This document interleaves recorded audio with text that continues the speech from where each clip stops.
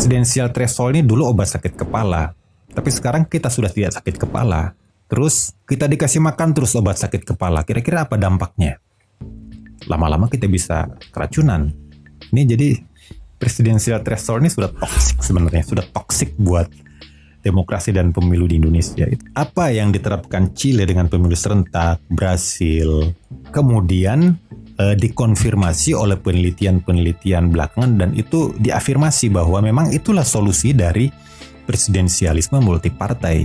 Pemilu serentak itu kemudian mengakhiri masalah minority government di negara-negara penganut sistem presidensial yang dikombinasikan dengan sistem multipartai.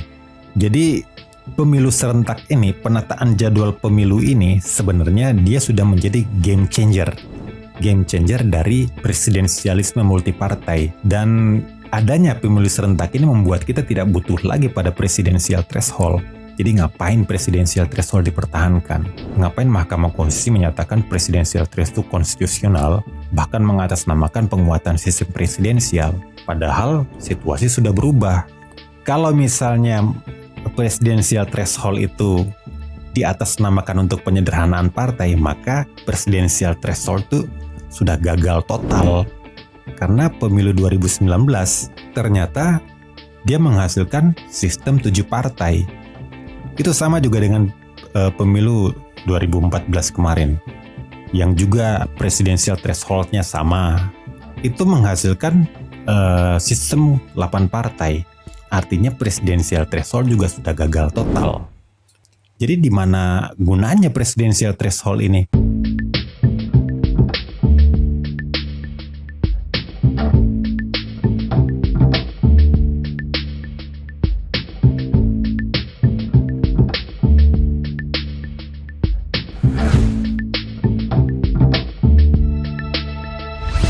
Assalamualaikum warahmatullahi wabarakatuh. Selamat datang kembali di channel Pemilih Indonesia bersama saya Harun Hussein.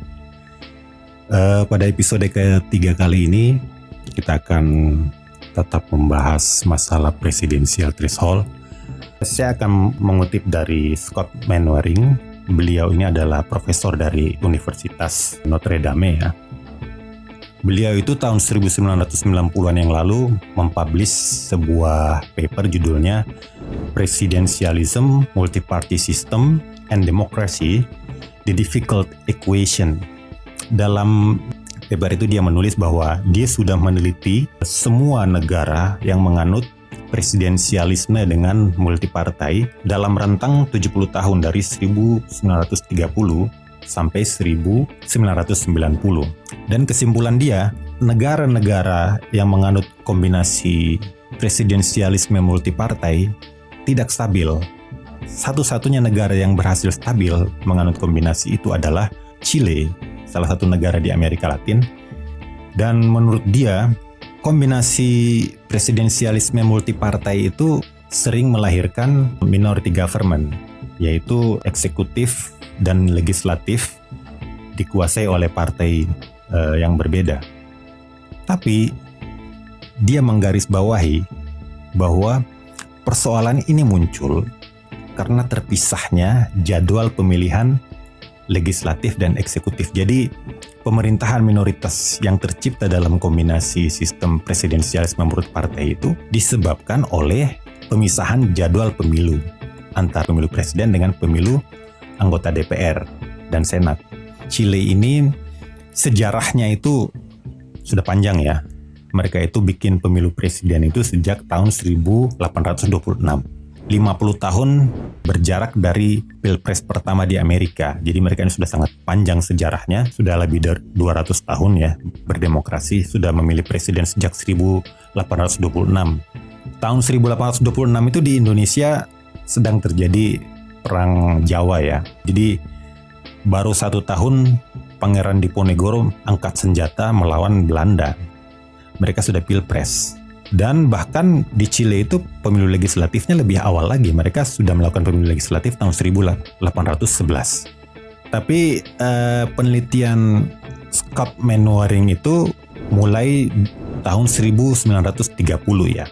Jadi dia meneliti Chile itu dari 1930 sampai 1973 sampai periodenya Presiden Salvador Allende ya. Jadi dia tidak memasukkan periode ketika sudah terjadi kudeta di negara itu. Itu tahun 1973 itu pemimpin demokratisnya dikudeta oleh Augusto Pinochet.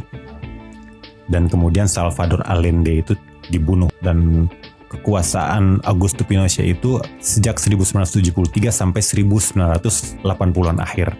Selama kekuasaan Augusto Pinochet itu tidak pernah ada pemilihan presiden, yang ada cuma pemilihan legislatif. Pemilu-pemilu Chile tahun 70-an ke bawah itu selalu pemilu presiden dengan pemilu legislatifnya dipisah. Misalnya Pilpres terakhir Chile itu kan yang dimenangkan Allende itu tahun 1970. Pemilu legislatifnya dilaksanakan tahun 1969. Dan mereka waktu itu memang hasil pemilu legislatif dengan pemilu presidennya juga split. Dulu Pilpresnya berlangsung 2 putaran.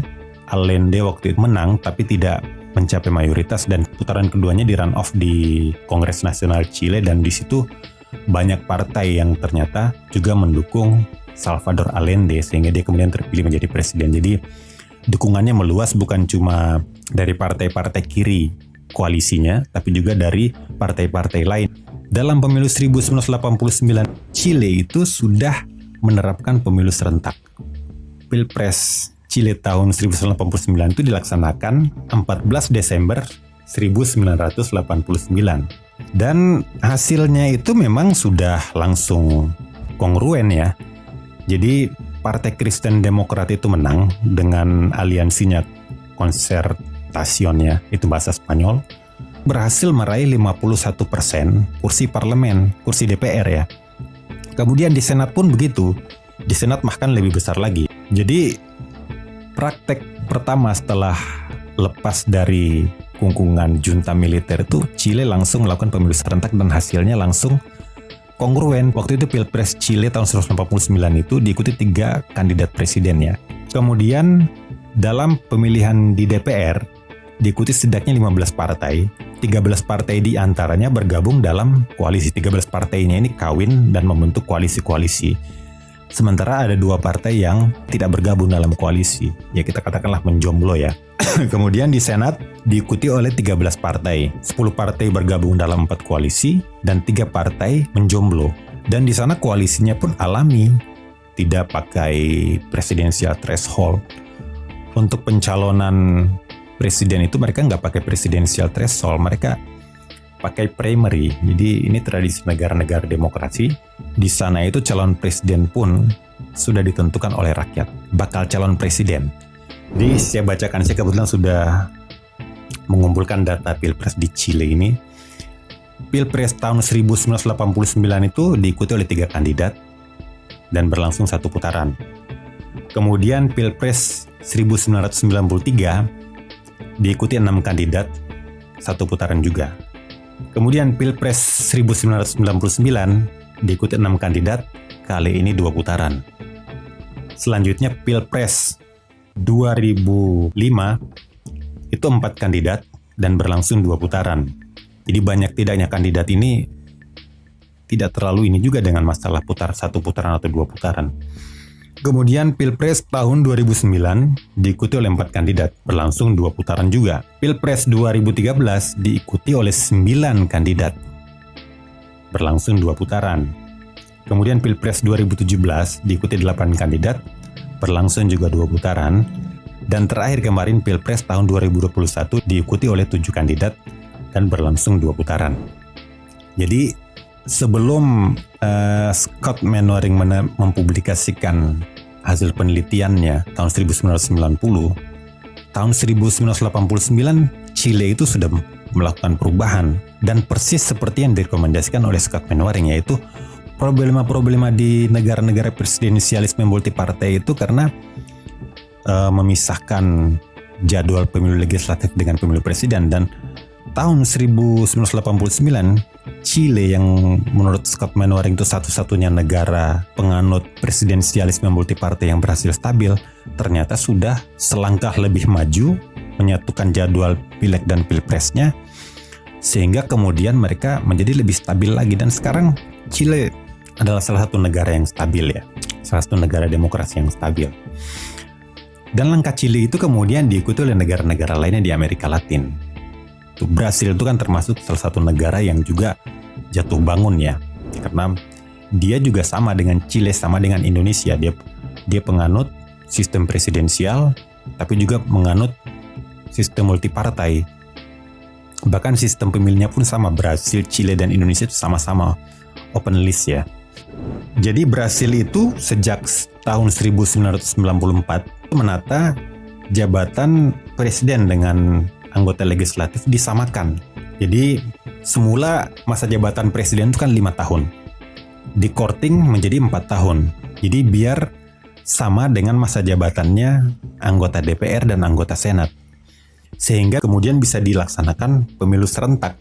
Dan sejak 1994 itu, hasil pemilu di Brasil itu selalu sebangun, selalu kongruen.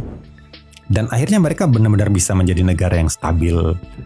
Dan apa yang diterapkan Chile dengan pemilu serentak, Brasil, kemudian dikonfirmasi oleh penelitian-penelitian belakangan, dan itu diafirmasi bahwa memang itulah solusi dari presidensialisme multipartai. Pemilu serentak itu kemudian mengakhiri masalah minority government di negara-negara penganut sistem presidensial yang dikombinasikan dengan sistem multipartai. Jadi pemilu serentak ini, penataan jadwal pemilu ini sebenarnya dia sudah menjadi game changer dari presidensialisme multipartai. Dan adanya pemilu serentak ini membuat kita tidak butuh lagi pada presidensial threshold. Jadi ngapain presidensial threshold dipertahankan? Ngapain Mahkamah Konstitusi menyatakan presidensial threshold itu konstitusional, bahkan mengatasnamakan penguatan sistem presidensial? Padahal situasi sudah berubah. Presidensial threshold ini dulu obat sakit kepala, tapi sekarang kita sudah tidak sakit kepala. Terus kita dikasih makan terus obat sakit kepala, kira-kira apa dampaknya? Lama-lama kita bisa keracunan. Ini jadi presidensial threshold ini sudah toksik sebenarnya, sudah toksik buat demokrasi dan pemilu di Indonesia. Itu efeknya. Jadi overdosis, sakit kepala kita sudah selesai, ternyata masih terus diberi obat sakit kepala. Akhirnya lama-lama kita keracunan. Tadi mengapa kita banyak membahas soal Chile ya? Selain karena Chile itu termasuk salah satu pengecualian dalam hasil penelitiannya Scott Mainwaring, dan kemudian setelah era diktator militernya Augusto Pinochet, Chile itu kemudian berubah, dan kemudian langkah Chile itu menginspirasi negara-negara lainnya memberikan solusi bagi presidensialisme multipartai, dan termasuk yang terinspirasi oleh Chile itu adalah Pak SBY. Kalau kita ingat dulu di periode kedua masa pemerintahannya itu ada rencana untuk membangun gedung DPR sebelah baratnya gedung Nusantara 1, dan ternyata desainnya ini bukan meniru ya, entah kebetulan atau memang meniru atau memang karena terinspirasi dari Chile, itu sama persis dengan gedung Kongres Nasional Chile ya. Bentuknya persis sama. Chile itu memang membuat koalisi-koalisi juga ya. Dan waktu itu Pak SBY membuatnya dalam sekretariat gabungan ya, Setgab. Cuma karena dulunya tidak ada pemilu serentak, makanya Pak SBY cuma mungkin ngambil koalisinya. Jadi dalam pemilu 1989 itu Chile itu memang selain melakukan pemilu serentak, juga makin mempertegas koalisi-koalisi pendukung pemerintah di parlemen. Jadi seperti tadi koalisi konsentrasio tadi itu. Dan Pak SBY itu meniru koalisinya. Jadi koalisinya itu diikat dalam kontrak-kontrak ya. Bahkan sekarang kontrak koalisi itu sudah dipersyaratkan dalam Undang-Undang Pemilu, termasuk Undang-Undang Nomor 7 Tahun 2017. Dan ini memang digunakan juga untuk menutup gap. Karena dulu pemilunya masih terpisah, hasil pemilunya tidak sebangun, dan dia tidak punya dukungan mayoritas di parlemen. Pemilu 2004 itu pemenangnya adalah Partai Golkar. Kemudian Pak SBY yang partainya Demokrat itu cuma dapat 10% kursi atau 55 kursi ya, dari 550 kursi DPR waktu itu, Partai Bulan Bintang dapat 11 kursi atau 2%, sedangkan Partai Keadilan dan Persatuan Indonesia cuma dapat 1 kursi. Jadi koalisi pengusung SBY waktu itu cuma punya 67 kursi ya, jadi hanya 12% kursi. Itulah kalau misalnya jadwal pemilunya terpisah, maka presidensial threshold itu kita butuhkan. Di sini argumen penguatan sistem presidensialnya bisa sangat dipahami, sangat bisa dimaklumi, karena memang kalau pilpresnya terpisah dan tidak ada presidensial threshold itu bahaya. Tiba-tiba ada calon presiden yang populer, tapi dia tidak punya dalam pemilu legislatif beberapa bulan sebelumnya, partainya tidak mendapat suara yang signifikan, maka itu akan menciptakan pemerintahan minoritas. Dan itu yang coba ditutup oleh SBY itu dengan gap itu ditutup dengan koalisi. Dan koalisinya itu bukan cuma untuk kebutuhan memenuhi presidensial threshold, tapi memang untuk kebutuhan memperkuat sistem presidensial itu. Di waktu itu partai-partai banyak masuk ke dalam koalisi pemerintahannya SBY. Dan terbukti pemerintahan SBY kemudian memang berjalan stabil ya. Bahkan 5 tahun kemudian Partai Demokrat muncul sebagai pemenang pemilu. Waktu itu emang gap ini memang harus ditutup, karena beberapa tahun sebelumnya memang ada peristiwa traumatis juga ya, ketika Gus Dur dilengsarkan oleh MPR. Artinya kalau misalnya presiden ini tidak mendapat backup yang memadai di parlemen, dia bisa dijatuhkan, walaupun case Gus Dur ini sebenarnya khusus juga ya. Artinya bukan karena kebijakannya tidak didukung, tapi karena banyak persoalan sebenarnya waktu itu. Tapi Gus Dur waktu itu berasal dari partai kecil ya. Artinya itulah yang terjadi kalau misalnya, jadi kalau memang jadwal pemilunya dipisah, kita butuh presidensial threshold. Artinya kita lagi sakit kepala, kita butuh obat itu. Tapi ketika misalnya sakit kepala itu sudah dihilangkan penyebabnya, maka kalau kita dikasih obat sakit kepala terus, ya lama-lama kita keracunan. Sudah toksik ya. Dalam periode kedua pemerintahan SBY juga dia begitu. Jadi di pemilu 2009 itu selain Partai Demokrat menjadi partai pemenang pemilu, SBY-nya juga terpilih satu putaran, padahal waktu itu calonnya tiga pasangan calon ya. Waktu itu SBY berpasangan dengan Budiono, kemudian ada JK Wiranto, dan pasangan ketiga itu Megawati yang berpasangan dengan Prabowo. Calonnya 3, tapi bisa berlangsung satu putaran. Artinya waktu itu memang SBY sedang on fire ya, partainya menang dan dia juga bisa menang pilpres satu putaran. Terus sekarang bagaimana dengan era pemerintahan Jokowi? Jokowi ini sebenarnya melanjutkan saja apa yang dilakukan oleh SBY. Kemarin 2014 kemarin kan kita tahu misalnya Golkar itu pengusung Prabowo Hatta waktu itu. Tapi kemudian setelah selesai Pilpres, Golkar justru masuk ke dalam koalisi pendukung pemerintah. Kalau Pak Jokowi ini melanjutkan caranya Pak SBY dalam pemilu tahun 2014 kemarin, itu masih bisa dipahami ya. Karena pemilunya memang masih terpisah tahun 2019 kemarin. Partai-partai pendukung Jokowi Ma'ruf Amin itu kan kursinya di parlemen mencapai 60%. Artinya manfaat dari pemilu serentak itu tercapai. Waktu itu hasil pilpres sebenarnya sudah cukup dari sisi jumlah kursi di parlemen. Karena dari 7 partai pendukung Jokowi itu, 5 diantaranya berhasil masuk parlemen. Hanya yang tidak berhasil masuk parlemen itu Hanura dengan PKPI. 5 lainnya itu PDIP, Golkar, PKB, Nasdem, P3 semuanya masuk parlemen. Jumlah kursinya di parlemen 60,70%. Artinya sudah mayoritas. Tapi setelah Pilpres, 2 partai dalam koalisi partai pendukung Prabowo Sandi itu menyeberang ke kubu Jokowi Ma'ruf Amin, yaitu Gerindra dan disusul PAN. Bahkan yang menyeberang itu bukan cuma partai, tapi calon presiden yang kalah. Menyeberangnya Gerindra dan PAN itu menambah kursi bagi koalisi pemerintah, koalisi partai pendukung pemerintah di DPR dengan tambahan 122 kursi. Totalnya sekarang 471 kursi atau 81,91%. Ini sudah sangat besar sekali.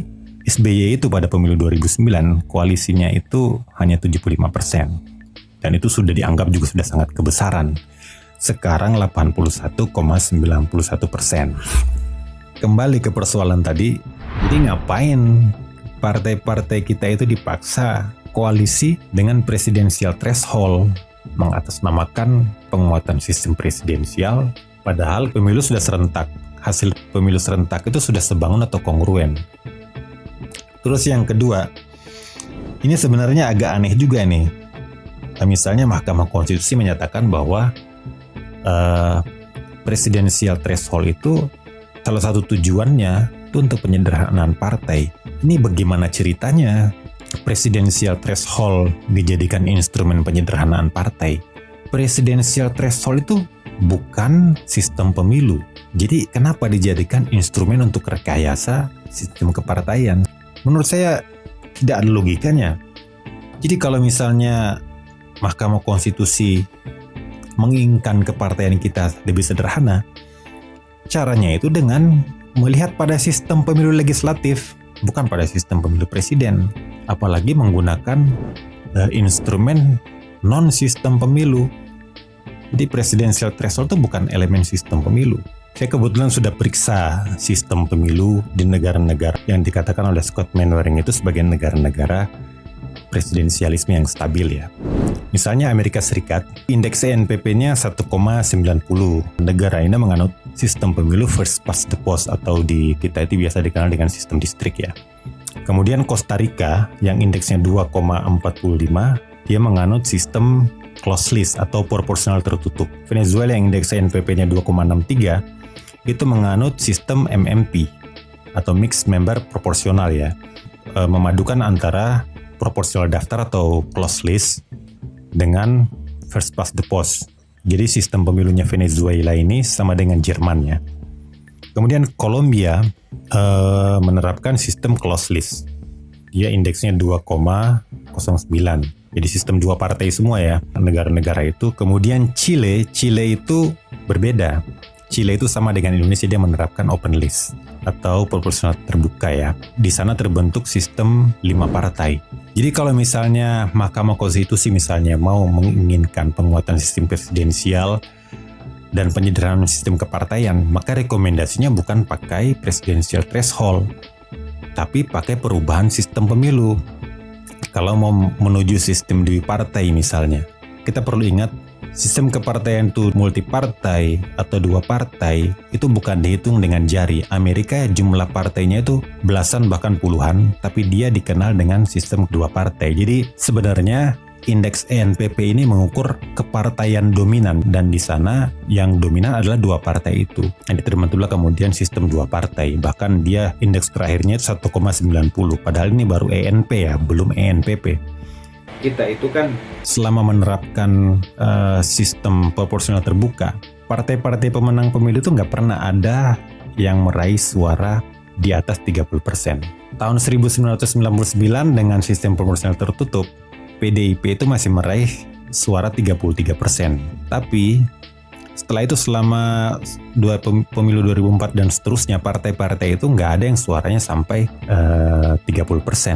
Artinya, kalau misalnya MK Mahkamah Konstitusi tergoda mau menyederhanakan sistem kepartaian, ya kembali saja ke sistem proporsional tertutup atau closed list. Atau rekomendasikan saja misalnya kita menerapkan sistem first past the post atau sistem distrik seperti Amerika. Otomatis akan sederhana, itu by nature, nggak perlu diakal-akali, nggak perlu diutak-atik. Saya kebetulan sudah ketemu data indeks hasil pemilu di Indonesia ini dari TCD ya, Trinity College Dublin. Jadi ini indeks kualitas pemilu di Indonesia.